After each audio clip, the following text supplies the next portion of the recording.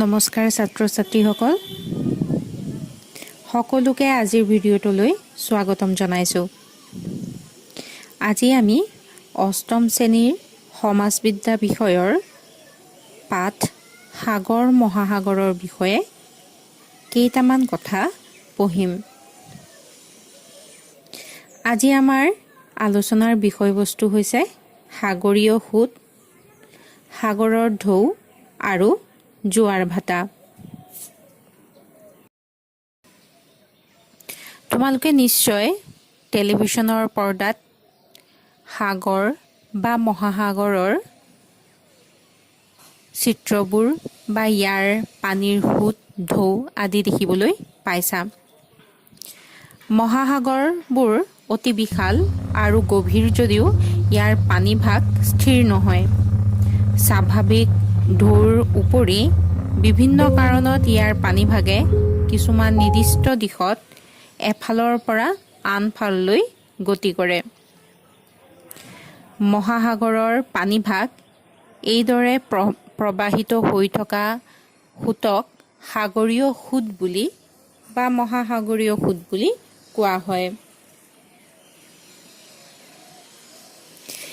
এনে মহাসাগৰীয় সোঁত বিভিন্ন কাৰণত সৃষ্টি হ'ব পাৰে।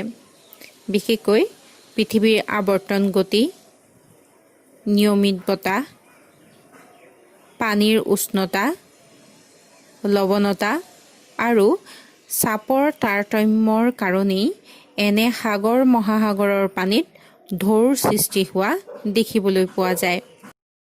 এতিয়া আহিছোঁ সাগৰীয় ঢৌলৈ। সাগৰৰ ওপৰেৰে প্ৰবাহিত বতাহৰ হেঁচাত সাগৰ পৃষ্ঠত ঢৌ বা তৰংগৰ সৃষ্টি হয়। বতাহে পানীভাগ এফালৰ পৰা ঠেলি লৈ গৈ ঢৌৰ সৃষ্টি কৰে।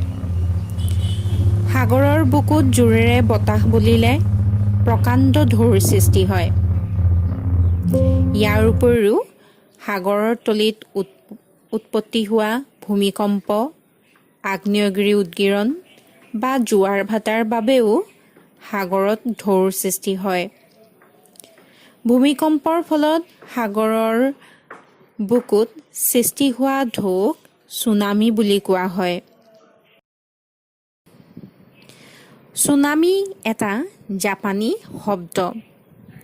জাপানী ভাষাত ছু মানে পোতাশ্ৰয় আৰু নামি মানে হৈছে ঢৌ। জাপান দেশখন প্ৰশান্ত মহাসাগৰীয় আগ্নেয়গিৰি বলয়ত অৱস্থিত।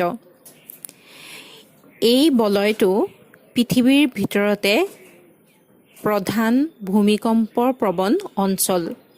গতিকে জাপানত সঘনেই ভূমিকম্প হয় আৰু তাৰ ফলত ছুনামিৰ সৃষ্টি হয়। সাধাৰণতে ছুনামিৰ উচ্চতা 15 মিটাৰ হোৱা দেখা যায়।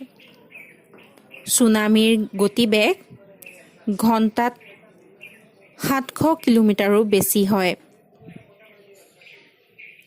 আমাৰ ভাৰতবৰ্ষত 2004 চনৰ 26 ডিচেম্বৰ ৰাতিপুৱা ভাৰতৰ উত্তৰ পূব উপকূল অঞ্চলত মহাপ্ৰলয়ৰ সৃষ্টি হৈছিল।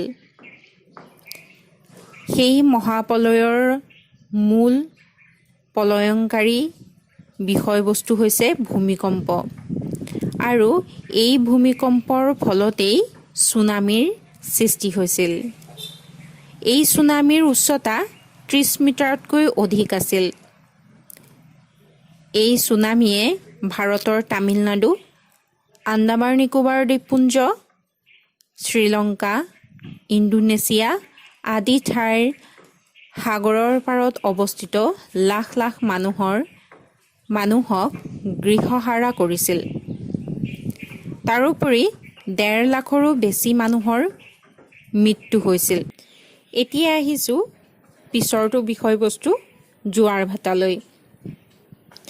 সাগৰ মহাসাগৰৰ বুকুত সাধাৰণ ঢৌ আৰু সোঁতৰ বাহিৰেও আন এবিধ গতি দেখা যায়। সেইবোৰ হ'ল জোৱাৰ ভাটা। দিনটোৰ ভিতৰত দুবাৰকৈ সাগৰৰ পানীৰ উঠা নমা কৰাকে জোৱাৰ ভাটা বোলে।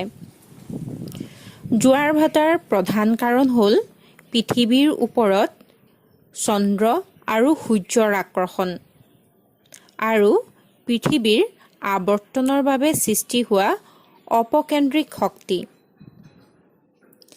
পৃথিৱীৰ তুলনাত চন্দ্ৰ যদিও যথেষ্ট সৰু, ওচৰৰে থকাৰ বাবে পৃথিৱীৰ ওপৰত ইয়াৰ আকৰ্ষণৰ প্ৰভাৱ বেছি। সেইকাৰণে পৃথিৱীয়ে আৱৰ্তন গতি কৰোঁতে ইয়াৰ যিকোনো অংশ চন্দ্ৰৰ মুখামুখি হ'লে ই এই আকৰ্ষণৰ প্ৰভাৱত পৰে। যদি এই আকৰ্ষণ সাগৰ মহাসাগৰৰ ওপৰত পৰে তেন্তে সাগৰ মহাসাগৰৰ পানী ওফন্দি উঠে আৰু এনে হোৱাৰ ফলত জোৱাৰ ভাটাৰ সৃষ্টি হয়। এনে জোৱাৰক মুখ্য জোৱাৰ বুলি কোৱা হয়। মুখ্য জোৱাৰৰ উপৰিও সাগৰ মহাসাগৰৰ পানীত জোৱাৰ ভাটাৰ সৃষ্টি হোৱাৰ আন কেইবাবিধো জোৱাৰ দেখিবলৈ পোৱা যায়। সেইসমূহ হৈছে গৌণ জোৱাৰ, নাটনি জোৱাৰ, বাসন্তী জোৱাৰ আদি।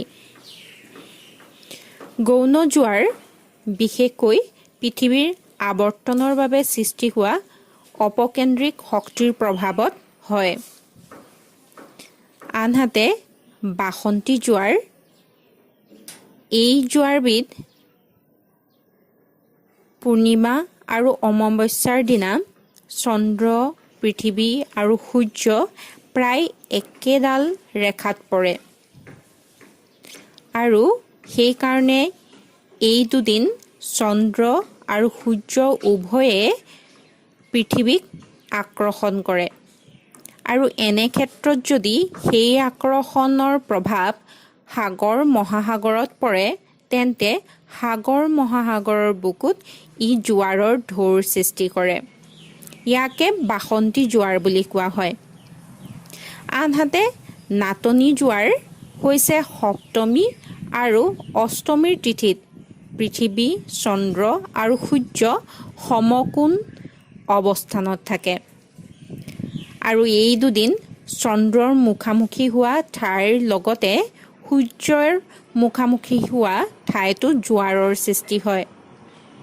এই জোৱাৰ অতি শক্তিশালী নহয় যদিও ই সাগৰ বা মহাসাগৰত সৃষ্টি হোৱা একোটা জোৱাৰ। এনে জোৱাৰকে নাটনি জোৱাৰ বুলি কোৱা হয়।